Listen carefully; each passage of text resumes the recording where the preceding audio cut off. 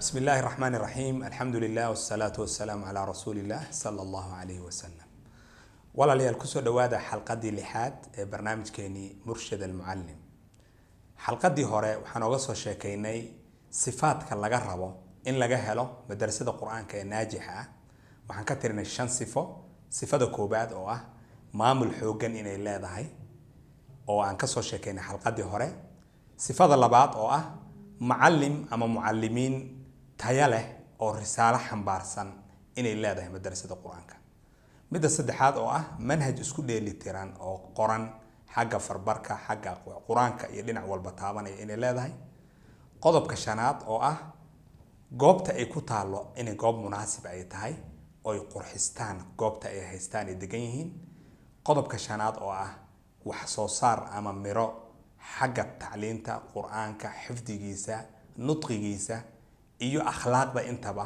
wax lagu tilmaami karo miro ay ku mutamayis ku yihiin ama kaga soo yihiin madaarista kale inay leedahay maanta haduu ilaahay yiraahdo waxaan ka sheekeynaynaa sifada labaad oo ama arinta labaad ee laga rabo madrasada quraanka ee naajixa taasoo ah inay leedahay macallimiin quraan oo tayo leh ama kafaa u leh waxa ay barayaan isla markaasna risaalo xambaarsan maanta waxaan ka hadli doonaa haduu ilaahay yiraahdo macallimka quraanka ee naajixa sifaadka laga rabo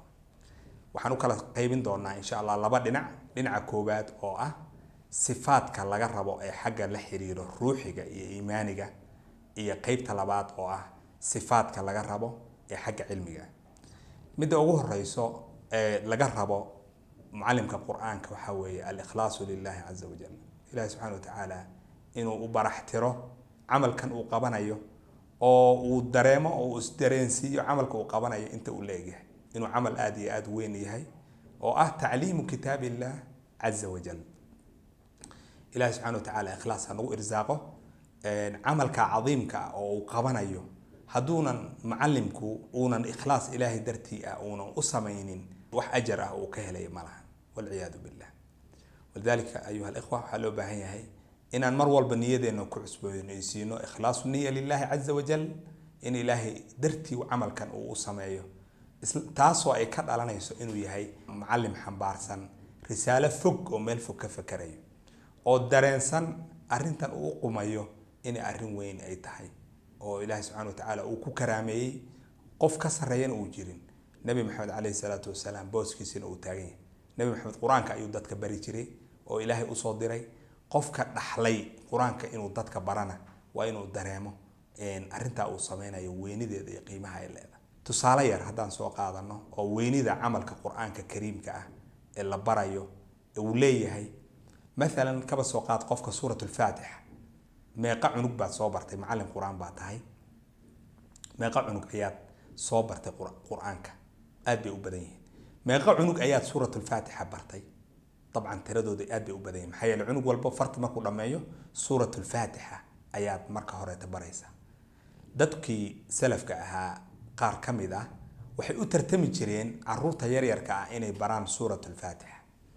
محيا لي سورة الفاتحة الصلاة والبالغوتو كذا قفل بمسلم مالك شن مر أيو آخرنيا مركا هدي آد تصالة أهان عنق يربا كوي من دوكسيغا فرتات برتي أما فرط أسوي يقانو كوي من سورة الفاتحة وقبل الوضي فاتحة برتي وكاتجي أضو إلهي درتي ولا جيدي فاتحة دي آد برتي وكتجي ونبحي دوسيجنا واجا سأود بيس عنو جهدو قانجارو أو وكتو كذا سورة الفاتحة كلية قرآن كلا أو برتي أما آد برتي أو مد آد قرآن كأول لما يسمال إسكابديك هل عنو أو سورة الفاتحة برتي سورة الفاتحة وحكا كوانتها بقول صدق السجال حرف مركل الولفت إله سبحانه وتعالى وكريم الحسنة بعشر أمثالها طبعا أيو إله أولفنا يا قفك مركل الولفت مركل بقول يصدر السجال طبعا مركل الولفت إلى تضاب بقول حسنة وحكله أيين قنيسة وهلك صلاة شنت الصلاة فرضك مركل وكتو كذا الولفت وهلا يا قفكاس إلى يتضابكن أو معركة حسنة أيو هلا في اليوم الواحد هل سنة مركل الولفته إلى 20 كن أو حسنة أي جارسة قفك القرآن كبرتي أو سورة الفاتحة أدبرتي hadduu ilaahay uu waafajiyo oo salaadaas uu ku tukado suuradaas faatixa uu ku tukado salaada 10 sanadood hadduu wado wuxuu ka helayaa biidin illaahi tacaala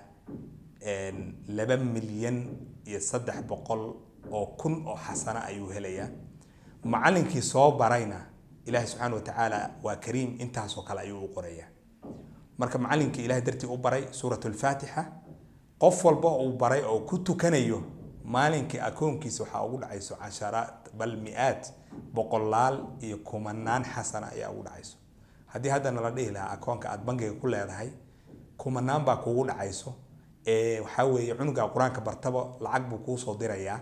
aad baan u xiisayn lahayn, maxaa yeelay adduunka qiimihiisa iyo maalka qiimihiisa unbaa aad iyo aad noogu weyn. laakiin xasanada walaalayaal waxaa weeye maalin yawmu laa yanfacu maalun walaa banuun ila man ata allaha biqalbin saliim. maalinkaas ayay xasanadu macno weyn samaynaysaa sidii aathaarta qaar kusoo aroortay. marka halka xasano uu qofku u baahdo oo wiilkiisa uu weydiisto oo uu ku yiraahdo kuma siin kara hal xasano kama warada fi bacd al-aathar. walidaalika waxaa laga wariyay Abu Mansuur al-Khayyat oo kamid ah culimadii qarnigii 5aad ee hijriga sida imaam al-Dhahabi oo siyar a'lam an-nubala uu ku soo wariyay. waxaa laga wariyay inuu ahaa nin ku dadaalo, nin sheekh oo caalim ah oo ku dadaalo inuu baro quraanka caruurta indhoolaha ah. risaalo ayuu maaragtay iyo fariin weyn ayuu xambaarsanaa. caruurta indhoolaha uu urursan jiray, quraanka uu bari jiray. waxaa la sheegay inuu muddo dheer arrintii waday. dadka ganacsatada intuu u tagay inuu lacag ka soo qaadi jiray oo kuwooda masaakiinta caruurta indhoolaha ee masaakiinta uu lacag siin jiray, maartay ama infaaq uu ku siin jiray oo biil uu ku siin jiray. sidaasna uu khalqi badan oo indhoola ah uu quraanka ku baray. ugu dambeynna in badan oo kamid ay quraanka ku khatimeen sanad iyana ay ka qaateen oo sheekha ay maartay cilmiga ka qaadeen. waxaa la sheegay inay markuu dhintay kadib bacdu saalixiin inay riyada ku arkeen oy ku yiraahdeen maxaad kala kulantay Allah subhanahu wa ta'ala. markaasuu wuxuu ku yiri ilaahay waxaan kala kulmay khayr badan. ilaahay wuxuu igu naxariistay buu yiri caruurtii yaryareed ee faatixada aan bari jiray. in Allah ta'ala rahimani bita'limi al-fatihata lis-sibyan. caruurta yaryarka ah al-fatihada aan bari jiray ayuu ilaahay ugu naxariistay buu yiri. waxaa laga yaabaa xikmadda halkaa ku jirta inay tahay in faatixada qofka muslimka in badan uu akhrinayo oo de maalinkii 5 mar uu akhrinayo. haddii sunanka lagu daro 10 mar oo kale ayuu akhrinayaa. walidaalika culimada qaar waxay uga baab dhigaan qisada markay sheegayaan yaana lagaaga hormarin caruurta yaryarka ee faatixada inaa bartid ama dadka waaweyn faatixada inaa bartid. qofkii macnaha faatixada aad u hor bilowdo waxaa weeye wax fadli weyn baa ku sugan. waxaa barbar dhigtaa marka qof macallim ah oo baray quraanka khalqi aad iyo aad u badan oo ay ka aflixeen in badan oo quraanka u dhameeyay arday fara badan. qaar ay macallimiin sii noqdeen, qaar ay meelaha sare gaareen oo quraanka iyo maaragtay cilmigiisa ay meel sare ka gaareen. fadliga weyn oo helaya faatixa kaliya ayaa waxaan ka sheekeynaynaa milyuun xasanaad oo intaas oo milyan oo xasanaad in laga helayo. sifadaas marka walaalayaal oo ah inuu macallinku ikhlaas lillaah azza wa jal iyo inuu dareemo weynida camalka uu u qumayo oo camalkii ambiyada iyo rususha inuu aad iyo aad maaragtay looga helo. sifada labaad oo la rabo in laga helo waxaa kamid ah an yatasifa bil akhlaaq al hamida. akhlaaqda hamidka ee tayyibka inuu ku sifoobo. qof nugul uu noqdo, qof qalbi fiican uu noqdo, qof dabacsan uu noqdo, qof dulqaad leh uu noqdo, inuu dadka u dulqaato, inuu ardayda u naxariisto. kitaabka at-tibyan fi adab hamalat al-Qur'an Imam Nawawi rahimahullah ta'ala wuxuu ku sheegayaa sifaat fara badan oo laga rabo. waxa kamid ah sifaatka uu ku sheegayo waa inuu mutawaadic noqdo, waa inuu qof degan noqdo oo xasiloon, qof fudud oo duldul badan uu noqonin, waa in uu xitaa yareeyo qosolka iyo laqwiga farada badan iyo meel walba inuu taagan yahay oo dadkii uu maaragtay asaga uga sii horeeyo laqwiga iyo hadalka badan iyo cayda iyo waxa la midka ah inay ka muuqato deganaan, inay ka muuqato heybadii culimanimada inay ka muuqato oo dadka uu noqdo ramzi. laana nabiga kaleey salaatu wasalaam ilaahay wuxuu ku tilmaamay wa innaka la ala khuluqin azim. nabi maxamed waxaad ku sugantahay akhlaaq aad iyo aad u weyn. akhlaaqda weyn oo nabiga kaleey salaatu wasalaam lagu tilmaamay dadka diinta xambaarsan oo ugu horeeyaan macallimiinta quraanka iyo dadka ducaada iyo dadka cilmiga dadka gaarsiiyo waxaa looga baahan yahay inayna noqonin kuwa adag oo qaliidiin ah oo nabiga akhlaaqda ilaahay uu ku sheegay ay la imaadaan. jaanibkaas ruuxiga ah waa inuu aad iyo aad loo akhriyo kutubta kusoo aroortay macallimiintu waa inay akhristaan kitaabka at-Tibyan fi aadaab xamalat al-Qur'an iyo kuwa la midka ah ee ka sheekeeya arrinta barnaamijkeeni murshid al-muallim xalqadii maantayto intaas ayaan kusoo gabagabaynaynaa insha Allah ta'ala ilaahi subhanahu wa ta'ala waxaan weydiisanaynaa inuu nagu irsaaqa al-ikhlaas iyo inuu naga dhigo dad ahlu qur'aan ah oo risaalada qur'aanka xambaaro hada wa sallallahu ala sayyidina Muhammad wa jazakumullahu khayran wa assalamu alaykum wa rahmatullah